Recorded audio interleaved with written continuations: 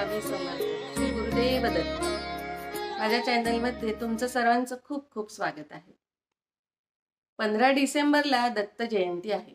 तरी 9 डिसेंबर पासून दत्त जयंती सप्ताह सुरू होत आहे.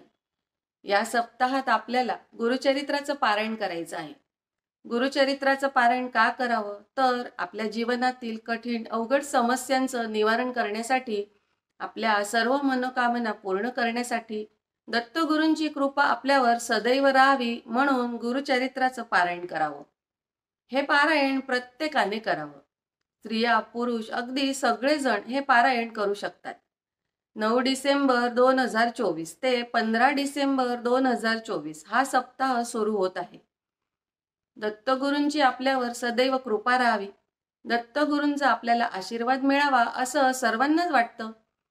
गुरुचरित्राचं पारायण कसं करावं? गुरुचरित्र ह्या ग्रंथाचं पारायण आपल्याला करायचं आहे. ह्या ग्रंथाचं पारायण 7 दिवसाचं करायचं आहे. आपल्याला पारायण घरातच करायचं आहे. पण स्वामींच्या मंदिरात, मठात, केंद्रात पारायण केलं तर त्या पारायणाचं अनंत पटीने फळ मिळतं. म्हणून जर तुम्हाला शक्य असेल तर ह्या दत्त जयंतीच्या सप्ताहात स्वामींच्या केंद्रात, मठात जर पारायण करायचं शक्य असेल तर नक्की तुम्ही केंद्रात पारायण करा. पण जर तुमच्या जवळपास स्वामींचं मंदिर, मठ, केंद्र नसेल तर त्यांनी पारायण घरातच करायचं आहे. पण 9 डिसेंबर ते 15 डिसेंबर या सप्ताहात गुरुचरित्राचं पारायण तुम्ही नक्की करा. आपल्या घरात गुरुचरित्राचं पारायण झालंच पाहिजे. गुरुचरित्र हा 5वा वेद मानला जातो.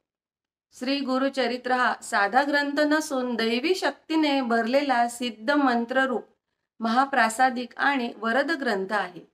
ज्या घरात गुरुचरित्राचं पारायणाचं वाचन होतं त्या घरात सदैव सुख, शांती आणि आनंद असतो. श्री गुरुचरित्राचं पारायणे अंतःकरण शुद्ध असताना केलेले चालू शकते. श्री गुरुचरित्राच्या निष्ठापूर्वक पारायणाने अनुभूतीपूर्वक साक्षात्कार होतो, हे या ग्रंथाचं मोठं वैशिष्ट्य आहे. ज्या लोकांच्या जीवनात खूप दुःख आहे, काही लोकांना असाध्य आजार आहेत, जारण मारण इत्यादींनी त्रस्त झालेल्यांना व पितृदोष असेल त्या लोकांना श्री गुरुचरित्र हे एकमेव साधन आहे. आता पारायणाचे काही नियम आहेत. श्री गुरुचरित्राचं पारायण सुरू करण्याच्या आदल्या दिवशी आपल्याला 1 गाय आणि 4 कुत्रे यांना गव्हाच्या पोळीचा नैवेद्य खाऊ घालायचा आहे. स्वामींच्या मठात, मंदिरात जाऊन नारळ व खडीसाखर स्वामींना अर्पण करायची आहे. श्री गुरुचरित्राचं वाचन पूर्व किंवा उत्तर दिशेला तोंड करून आपल्याला पारायण वाचायचं आहे. पारायण 7 दिवसात पूर्ण करावं. पोथी वाचण्यापूर्वी रोज श्री दत्त महाराजांच्या फोटोची व पोथीची पूजा करायची.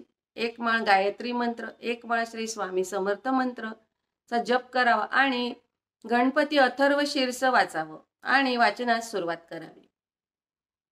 पूजा मांडणी कशी करावी?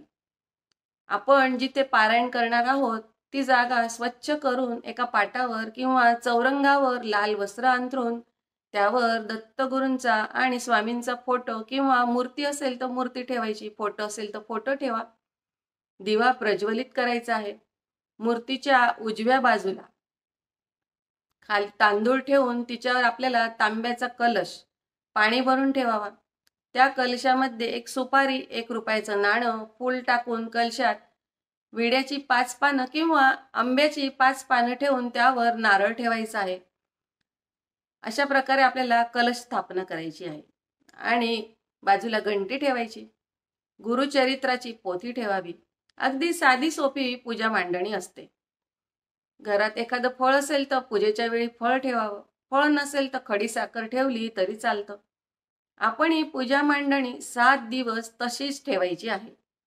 चौरंग, पाट हलवायचा नाही. आपण 7 दिवस पारायण करणार आहोत, मग 7 दिवस ही पोथी हलवायची नाही. पूजा मांडणी पण आपल्याला 7 दिवस तशीच ठेवायची आहे. पोथी वाचन चालू असेल तोपर्यंत आपल्याला दिवा प्रज्वलित असावा. पारायण करताना चौरंगाच्या बाजूला 1 रिकामं आसन टाकून ठेवायचं आहे. कारण जेव्हा आपण श्री गुरुचरित्राचं पारायण वाचन करू तेव्हा त्या रिकाम्या आसनावर साक्षात दत्तप्रभू येऊन बसतात. म्हणून चौरंगाच्या बाजूला आसन मांडून ठेवावं व पारायण पोथी वाचण्याआधी त्या आसनाची पूजा करावी. हळद कुंकू व्हायचं, एखादं फूल आसनावर ठेवायचं आहे आणि प्रार्थना करायची की दत्तप्रभू या आसनाचा तुम्ही स्वीकार करा असं म्हणून प्रार्थना करावी.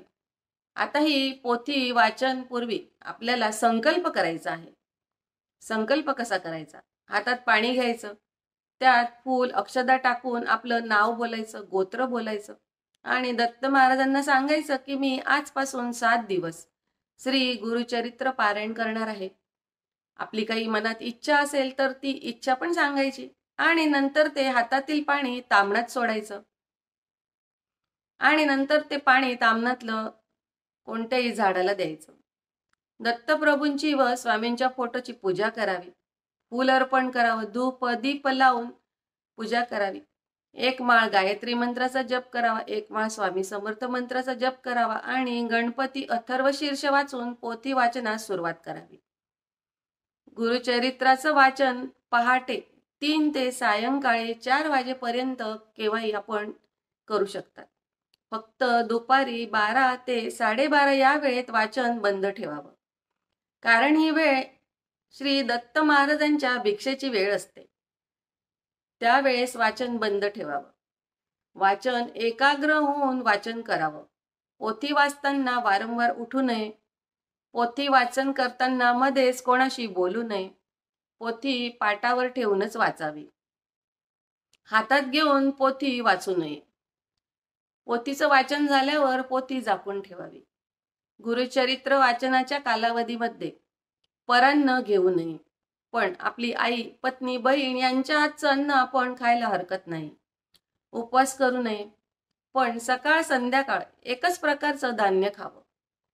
बाहेरच्या वस्तू म्हणजे ब्रेड, बिस्किट, पिझ्झा वगैरे बाहेरील तयार अन्न खाऊ नये.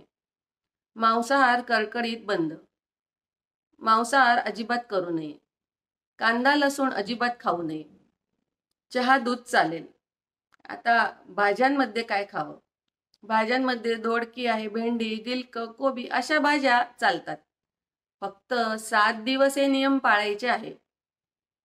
जास्त मसाल्याचे पदार्थ खाऊ नये. या 7 दिवसात थोडा हलका आहार असावा. फास्ट फूड खाऊ नये. आता ज्यांना पारायण करायचं आहे आणि त्यांना कमरेचा त्रास आहे, तुम्ही खाली जमिनीवर आसनावर जास्त वेळ बसू शकत नसाल तर त्यांनी मात्र गुरुचरित्र पारायण करताना खुर्चीवर बसून वाचले तरी चालते. असं मनात काही विचार आणू नका. मनात भाव असावा. दत्तप्रभूंवर श्रद्धा असावी. हे महत्त्वाचं आहे. आयुष्यामध्ये एकदा तरी गुरुचरित्र ग्रंथाचं पारायण करावं. या काळामध्ये कोणाची निंदा करू नये, भांडू नये, घरात वादविवाद टाळावे. घर प्रसन्न असावं, स्वच्छ घर असावं, मन स्वच्छ असावं. म्हणतात ना की मन असता पवित्र तेव्हा वाचावे गुरुचरित्र. जर गुरुचरित्र पुरुष वाचणार असतील तर वाचनाच्या कालावधीत पुरुषांनी दाढी वाढवू नये. स्वतःच्या हातानेच दाढी करावी. तसेच या कालावधीमध्ये चामड्याच्या ऐवजी नायलॉनची किंवा रबरची चप्पल वापरावी. ब्रह्मचर्याचे पालन करावे. पारायण काळामध्ये गादीवर किंवा पलंगावर झोपू नये 7 दिवस आणि बसू पण नये. खाली जमिनीवर घोंगडी किंवा स्वच्छ अंथरुणावर झोपावं. तसेच गुरुचरित्र वाचनाच्या कालावधीत विटाळाला सांभाळावे. वेळोवेळी गोमूत्र शिंपडावे.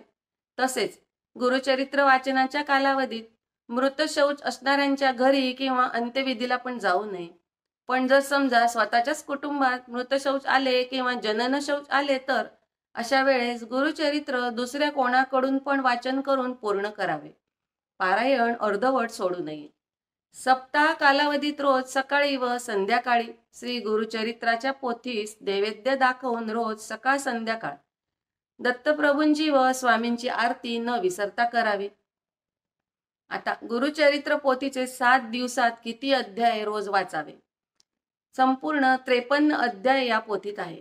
तरी पहिल्या दिवशी 1 ते 9 अध्याय, दुसऱ्या दिवशी 10 ते 21 अध्याय, तिसऱ्या दिवशी 22 ते 29 अध्याय, चौथ्या दिवशी 30 ते 35 अध्याय, 5व्या दिवशी 36 ते 38 अध्याय, 6व्या दिवशी 39 ते 43 अध्याय आणि 7व्या दिवशी 44 ते 53 अध्याय वाचावे. अशा प्रकारे 7 दिवसात 1 ते 53 अध्याय वाचायचे आहे. 7 दिवसाच्या पारायणाची सांगता 8व्या दिवशी करावी. सांगतेच्या दिवशी सकाळी आपल्याला 10:30 वाजता श्री दत्त महाराज व श्री कुलदेवता श्री स्वामी समर्थ महाराज व एक श्री गुरुचरित्र ग्रंथाकरता नैवेद्य आपल्याला तयार करायचा आहे. ग्रंथाचा नैवेद्य गायीला खाऊ घाला किंवा समजा गाय मिळाली नाही तर नैवेद्य आपण स्वतःच ग्रहण करावा आणि मग भोजन करावे. श्री गुरुचरित्र वाचण्याच्या कालावधीमध्ये सुद्धा आपल्याला आपण जी रोज नित्यसेवा करतो ती नित्यसेवा आपल्याला सुरूच ठेवायची आहे. त्या सेवेमध्ये खंड पडू देऊ नये. अशा प्रकारे आपल्याला पारायण करायचं आहे. तुम्ही पण गुरुचरित्र पारायण करा.